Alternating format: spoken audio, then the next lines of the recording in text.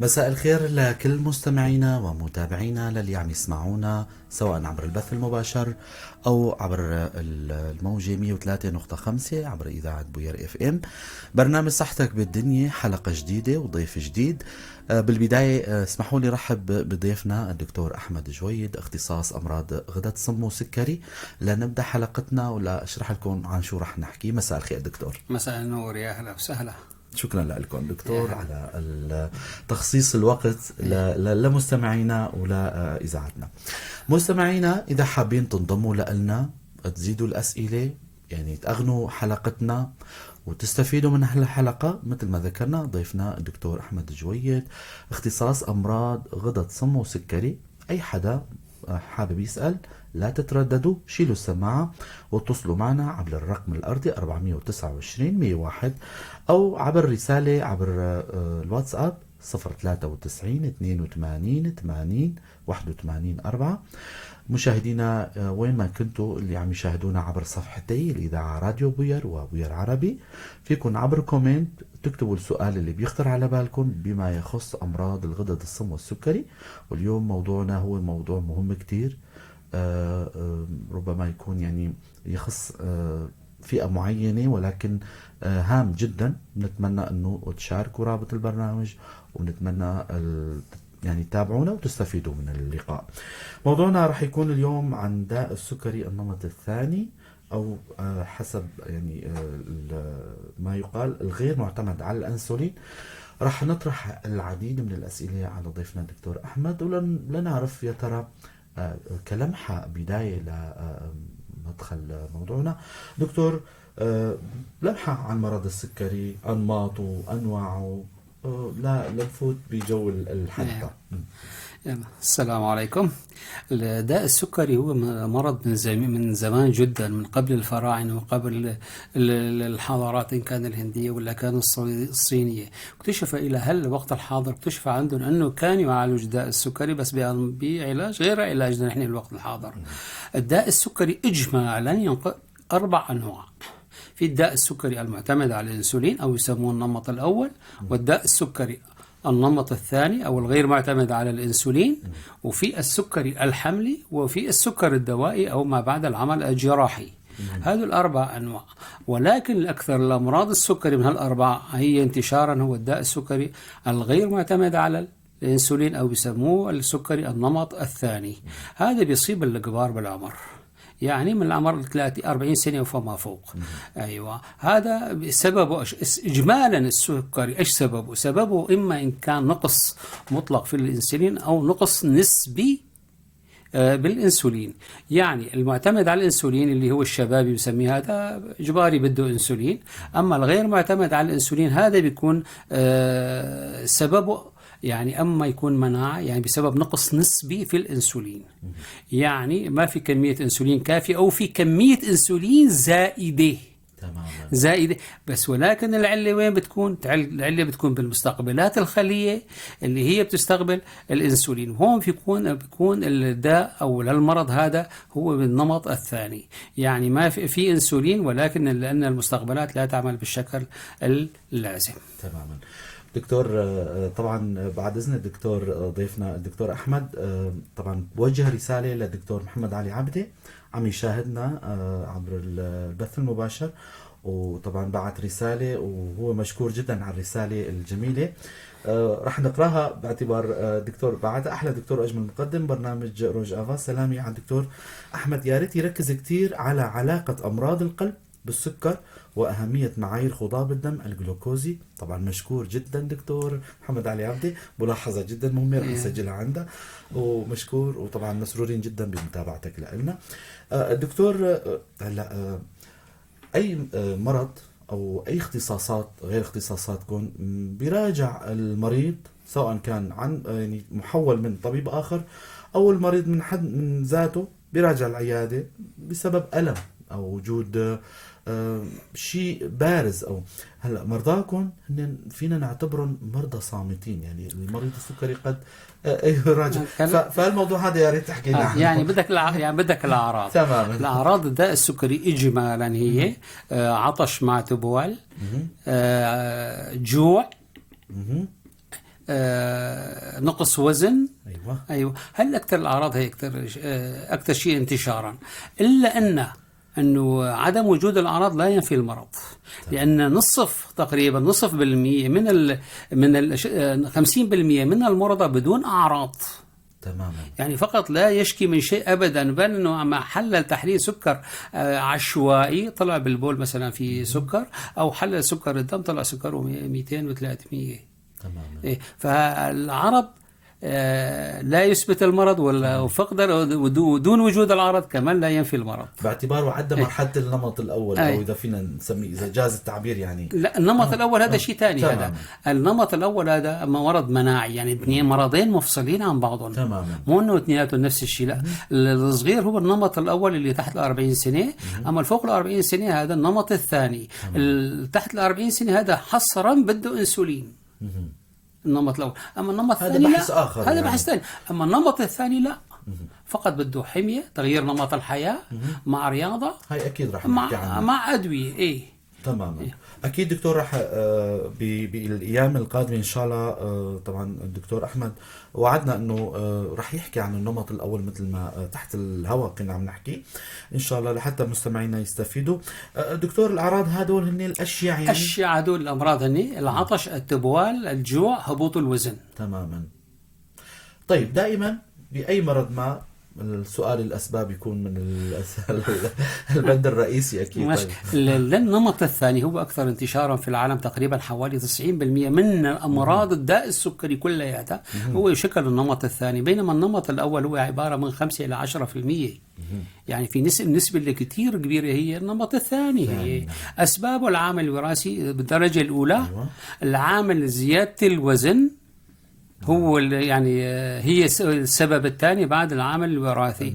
لذلك أي إنسان يجينا كان بزيادة وزن أو كان بدني نقول له انتبه على حالك من السكر، فإنه أنت ماشي على طريق، أنت ماشي على السكر، هذا بتوصل إذا ما تراجعت في وزنك أنت ماشي للسكر، هذا لابد منه يعني. لا محال. فالأسباب هي بالنمط الثاني هي العامل الوراثي وزيادة الوزن.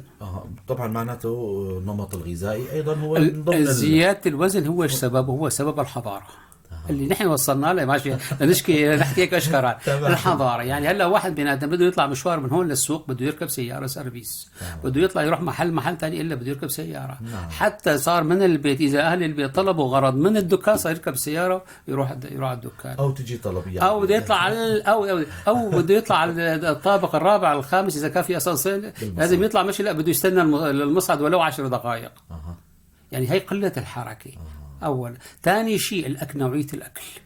تغيرنا نحن من الستينات، من الخمسينات والستينات وحتى السبعينات تغير نمط الحياة العالم كله بالأكل، صار كله اعتماد أوروبي مثل أوروبي أو أمريكي. تماما. وجبات السريعة فاست فود هذول. يعني أول كنا نعتمد كثير نحن هون على الإنتاج المحلي.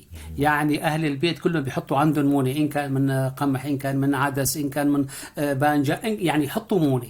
يعني كله بينما بوقت الحاضر كله إيش هو؟ كله معكرونة أو بطاطا أو خبز. بالإضافة إلى اللحوم مع الدهون والمعجنات وهي وقلة الحركة. هذا كله إيش يسبب زيادة وزن. تماما. مع قلة الحركة فبصير هون مناعة من الخلايا المستقبلية على الإنسولين، أو عدم يصير مقاومة على الإنسولين من الخلايا. صح. فيؤدي إلى زيادة الإنسولين في جسم الإنسان، ولكن مع الأسف هو مريض سكري، وهذا بيسموه سكري النمط الثاني أو غير معتمد على الإنسولين. يعني سببه الحضارة تبعنا. أبدا. نمط المعيشي. نمط المعيشي، قلة الحركة هي أهم شيء. تماما.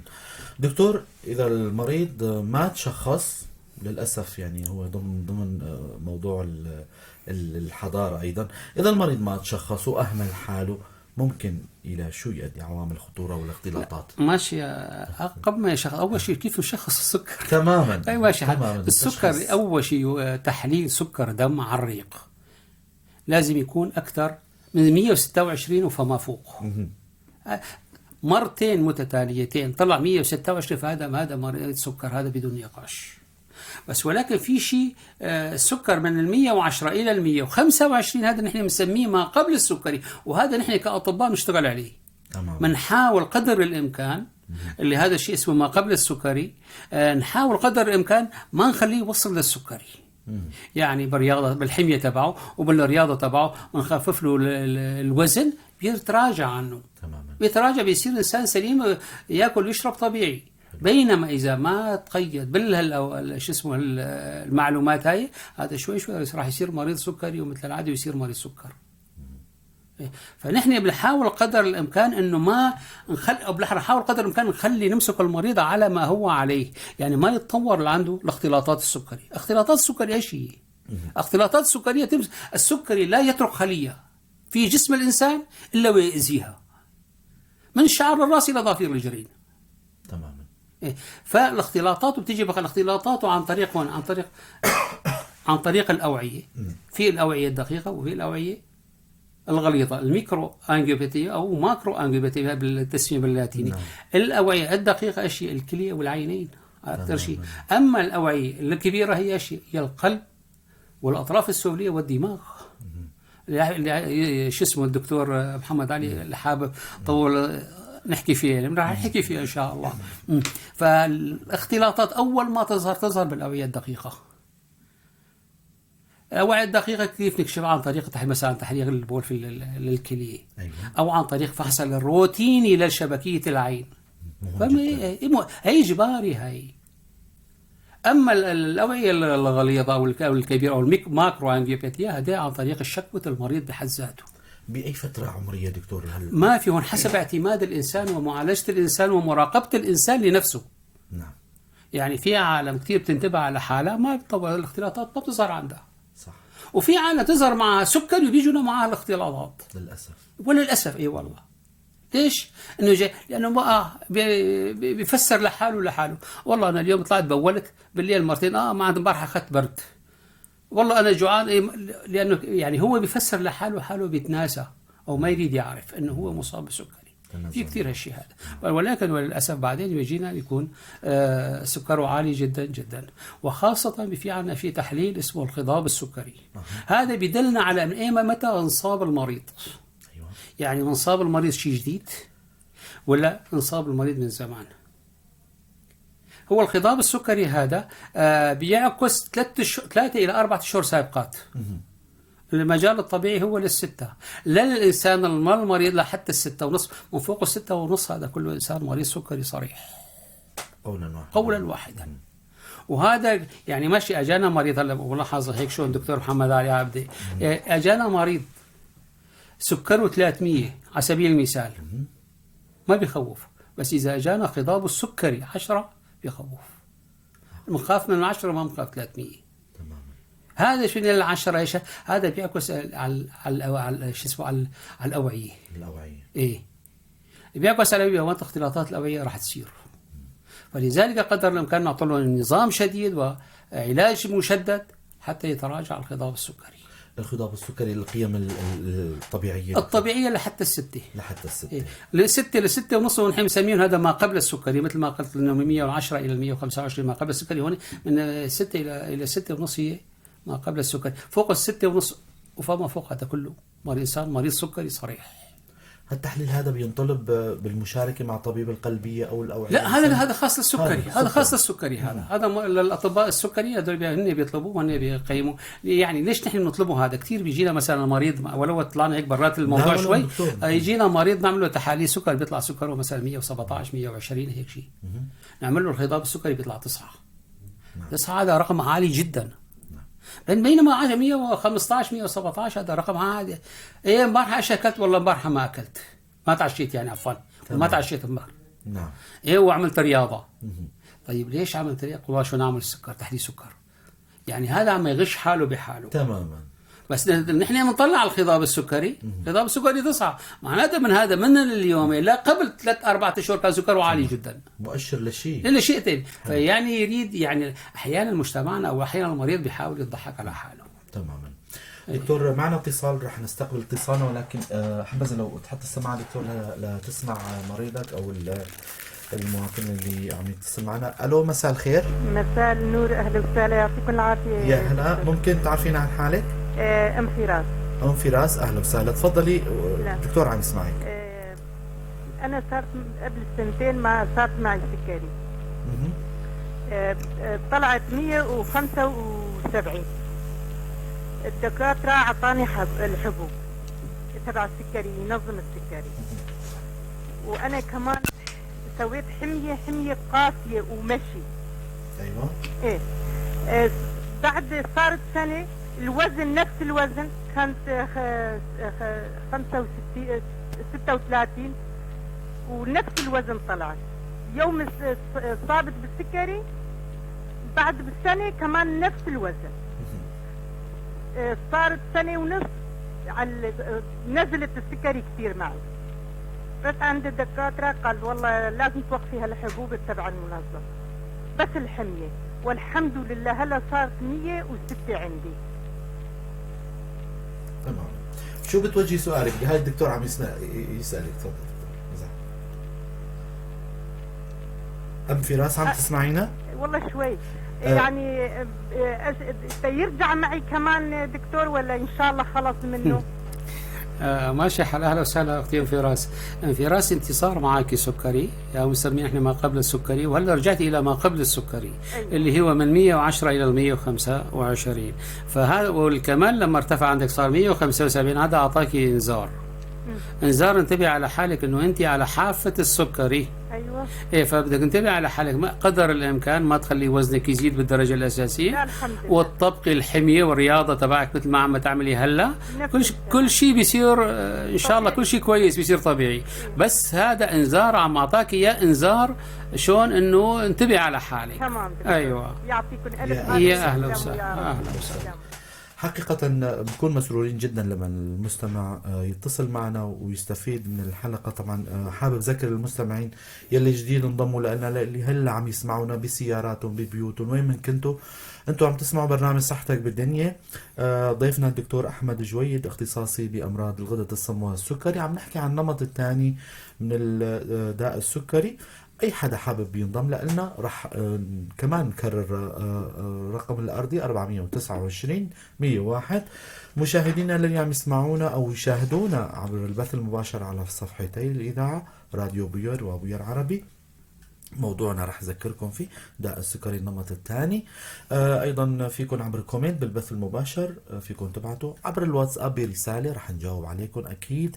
093 82 80 81 4 موجودة على الشاشة الأرقام. وبنرجع لموضوعنا دكتور، الموضوع العوامل من الفطور، وأكيد كمان شوي هيك رحنا على معلومات جدا مهمة دكتور. هي كانت هلا بدنا نفوت بموضوع الهبوط الضغط. هو سؤال مو موضوع يعني. في مريض عنده هبوط السكر، نحكي عن النمط الثاني اللي بيرتفع فيه السكر. في مرضى عم يعانوا من هبوط سكر. هلا يعني بدي افترض انه حدا من المستمعين سأل هالسؤال هذا. طيب ماشي حال. هبوط سكر هو انسان مريض سكر الا لا؟ تمام. اذا كان مريض سكر في احد العوامل عنده ناقصه، هي يا اما انه اخذ الحبه وما اكل، يا اما اخذ الحبه وزاد الرياضه. هي احد العوامل اللي كثير اللي يكون خاصه في السكر، وخاصه بيصابوا فيها هدول اللي عم ياخذوا انسولين بالنمط الاول. هدول بيصير عندهم حالات هبوط كثير. هبوط اما بياخذوا جرعه زايده، يا اما بيكون اكل كميه قليله، يا اما يكون بمشي مشوار اكثر من ما كان يمشي سابقا. فالحاله هي يعني انه بيصير عنده هبوط سكر. اعراض هبوط السكر اذا بده هي شو اي انسان يعرف اعراض هبوط السكر، انه في عنده هبوط سكر: عرق بارد، يعطي تسرع قلب، رجفان داخلي، وحتى يعني رجفان خارجي، بس اكثر شيء بيحس من جوا انه هو عم يرجف، وكمان جوع، يريد بده ياكل اي شيء، بده بس طعمي اي شيء. هذا علاج الشحوب مثلا. الشحوب بيصفر، هو بيصفر حتى لما بالمراحل المتقدمه توصل للغيبوبه. غيبوبة البصر يعني بيصير شوش بالرؤية، اضطراب في الرؤية. شوي شوي شو اسمه بيدخل في غيبوبة السكر. يعني هي على مراحل تجي. يعني الإنسان أول ما بيحس بحاله، خاصة رجع لك هذا بيصير بالنمط الأول، إذا كان عنده غبش على عينه وحس حاله عرق بارد ويرجع، وهذا الحالة بينقذ حاله بحاله بأي قطعة كراميل أو شوكولاتة أو أي شيء ثاني. في المرحلة الثانية هاي كمان هو بينقذ حاله إلا إنه حدا يجيب له الغرض. تمام. في المرحلة الثالثة هاي لا، حصرا ذاك الوقت بده مساعد أو بده إنسان ثاني ينقذه. نعم. أما لحاله ما بيقدر ينقذ حاله. تمام. هاي وقت الحاضر. اما اذا دخل في حاله غيبوبه هذاك اجباري بده دكتور وبده مشفى، نعطيه سيروم سكري بالطبع، نص ساعه بيصحى بعدين بيرجع طبيعي ان شاء الله. تمام. دكتور، مريض السكري النمط الثاني كيف بيعيش حياته؟ لما بيتشخص عندكم بيتحدد الارقام السكري تبعه عندكم، شو هي النصائح المريض النمط الثاني اهم شيء في عندنا اساسا في جدول او طريق بدنا نمشي فيه اجباري بالعلاج هذا. اول شيء الحميه ما هي حميه مطلقه باعدام من كل شيء، لا. السكريات والحلويات والمربيات هذول بدهم بعد عنا. رز بطاطا معكرونه يعني النشويات الهيدروكربات يخفف منها، نحن ما اقول كنسب، يخفف منها. هذول اهم شيء. ثانيا اكثر من من الخضره. الخضره كلها مسموح على المريض السكري عدا نوعين من الخضره اللي هي البطاطا والشوندر. تماما. هذول الاثنين ممنوع لهم. ممنوع يعني بامكانه ياكل بطاطايه مو مشكله، بس مو لا ياكل بطاطايه مع 3 ملاعق رز مع مع رغيف خبز وهالشيء هذا، لا. يعني بده شيء يعني مثل ما يقول هيك باعتدال. نعم. هاي بالنسبه له. ثاني شيء الرياضه لابد منها للمريض السكري، وخاصه النمط الثاني. ليش الرياضه؟ الرياضه هي شؤون التنحيف، وهي تنشيط المستقبلات الانسولينيه على الخلايا. يعني كل ما نخفف وزن الإنسان النمط الثاني كل ما تحسن نوعية تحسن المستقبلات للإنسولين، بيرجع كل شيء بيصير طبيعي. العلاج المرحلة الثالثة هي الدواء. أول كل الأدوية بخفض السكر أول ما بنعتمد على دواء واحد هو اللي ميتفورمين. هذا لابد منه. هذا أول شيء يبدأ بهالدواء هذا، وما بعد هالدواء هذا ننتقل إلى الأدوية الثانية اللي هي خافضات، إن كان سلفونيليوريا، إن كان غيرها ولا غيرها. ولكن في مرحلة إذا ظهر كمان عند المريض السكري اختلاطات أو أمراض حادة، هذاك الوقت يحول إلى الإنسولين فترة معينة مؤقتة، ومن ثم يرجع إلى الحبوب الخافضة للسكر. أما كإنسان المريض لما يعيش عيشته حياته الطبيعية، إن كان الجنسية، إن كان العملية، إن كان أي شيء، لا يعني ما بيضره شيء أبدا إذا تبع الحمية تبعه وتبع رياضته. الحمية تبعه ما هي، أرجع أقول إنه ما هي حمية إعداء يعني نعدمه من كل شيء، لا. خلي رز 3-4 ملاعق ماشي حال أي شيء، بس ما لا يفضل إنه مثلا صنف واحد من نوعين، مثلا واحد عامل كبسة وعامل رز عادي، ما لا يفضل الاثنين. يعني 3 ملاعق من أي واحد من أي هذول، إن كان رز، إن كان بطاطا، إن كان مع كربونة. بالنسبة في سؤال هون الخبز السياحي إجمالا للمريض السكري ممنوع. لأسباب لا أسباب، هو فيه سكر. فيه سكر. ثاني شيء الرقيق هو يفتح الشهية أكثر من اللازم. فلذلك نحن أحيانا كثير لما كنا ندرس كانوا يقولوا اسمحوا للعالم أو للمريض السكري يأكل خبز بايت.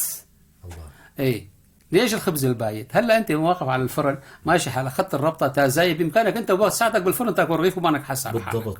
بالضبط. طيب اذا كان خبز بايت من امبارح راح تاخذ حتى يمكن ما تذوقه، ما تاكله. صح ولا لا؟ فمن هالمنطق هذا. ثاني كثير في عالم بيسالونا كمان عن الخبز المحمص.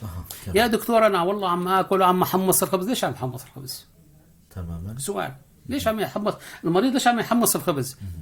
يعني الخبز المحمص عن الخبز الغير محمص او عن العجين نفسه ايش بيفترقوا شغله واحده، انه هذا في هذول فيهم مي، هذا ما فيه مي بس فقط. بس ولكن الخبز المحمص ارجع اقول نعود لنفس الهاي، انه مهما راح تاكل ما راح تاكل كثير. من هون هالمنطق هذا هذا تماما. حلو كثير هالملاحظه هاي. دكتور، الاخت جاهين عم تسأل انه المشي بالهرولة كتير منيح، ويعني عم تحكي انه عن موضوع صديقتها، ربما جاي مو بصيغة السؤال ولكن رح نطرحها باعتبار هي كاتبة الكومنت. صديقة بعرفها عم يرتفع عندها السكر دائما، تقول انا ما عم بتفوق قشعريرة، حسب علمي السكري دائما عم يعرق وعليه حرارة. طبعا هاي اكيد رح دكتور يشرح لنا عن الموضوع، وحكى عنه فرق انه الهبوط بين الهبوط وبين الارتفاع في علامات فارقة. يعني لو نعيد نكرر دكتور للمستمعين. الهبوط يجي فجأة، الفضول يجي فجأة المريض ماشي حاله بلش يرجف، بلش يعرق عرق بارد، بلش غباشة، هي فجأة تجي عنده. بس جسم بارد، نعم. تعرق عرق بارد، هذا الهبوط. أما الارتفاع لا يخوف، تماما. والارتفاع يبدأ ببطء.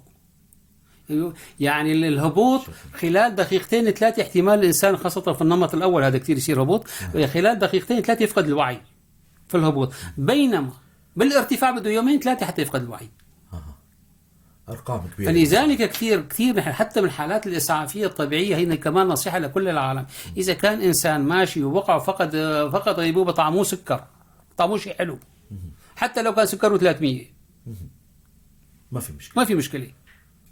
بس إذا كان هبوط سكر مباشرة راح يصحى.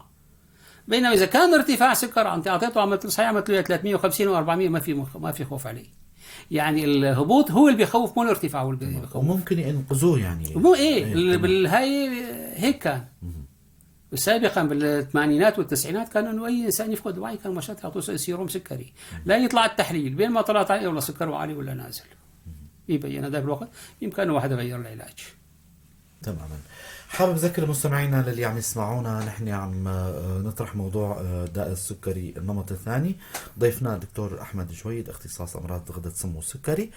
رح نكون مسرورين جدا لما تأغنوا حلقتنا بأسئلتكم مثل ما تفضل الدكتور محمد علي، وأيضا المستمعة أم فراس. أيضا رح نكون مسرورين جدا لما تتابعونا وتشاركونا بآرائكم يعني بأسئلتكم حول الموضوع. وأكيد البرنامج هو هدفنا توعوي أكثر ما هو تشخيصي.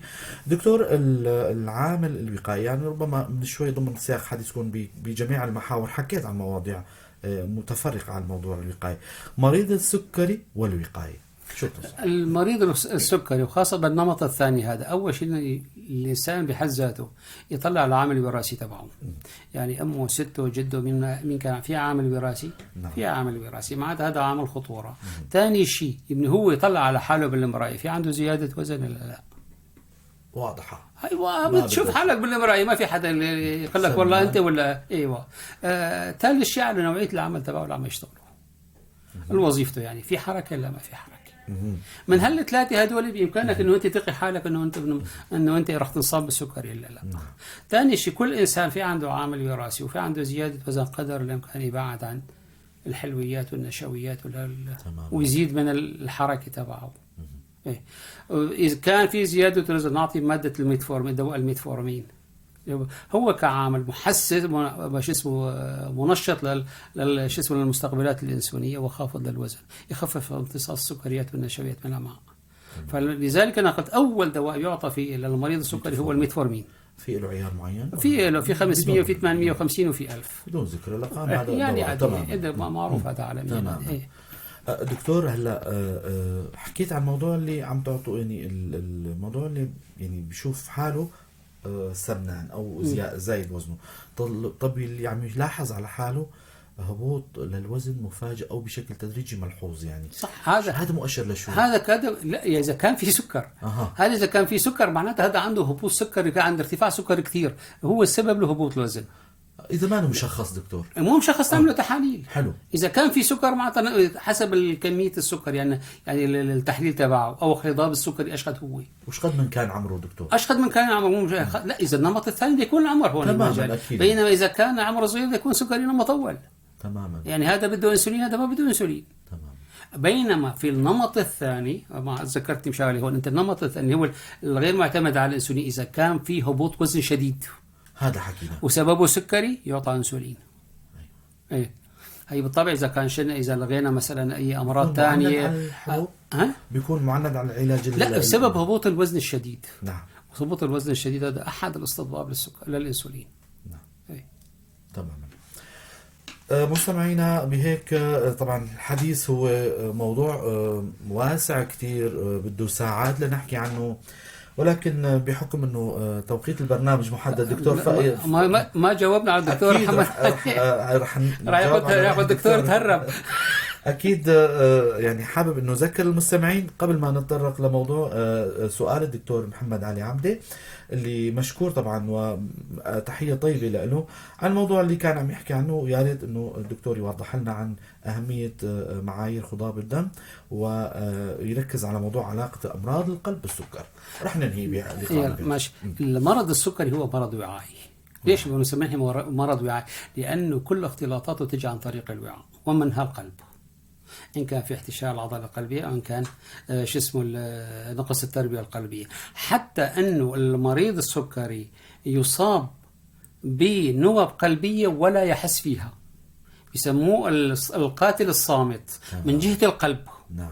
فلذلك الإنسان المريض السكري يفضل إجراء كل سنة أو كل 6 شهور فحص قلب.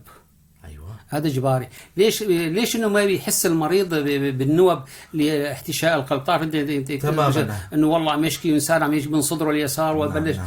لأنه سبب هون يكون عنده اعتلال أعصاب، سكري المنشأ، عتبة القلب عنده تكون. أيوة، هذا بسبب إنه غير مراقب السكر، فبيصير عنده اعتلال أعصاب.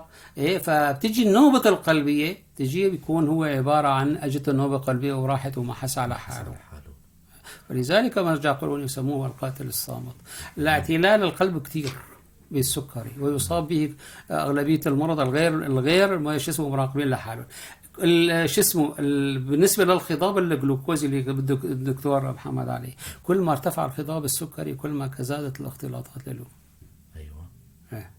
فلذلك نحافظ، نقول له إنه الخضاب السكري هو أكبر دليل على اختلاطات السكري أو أكبر مسبب لاختلاطات السكري.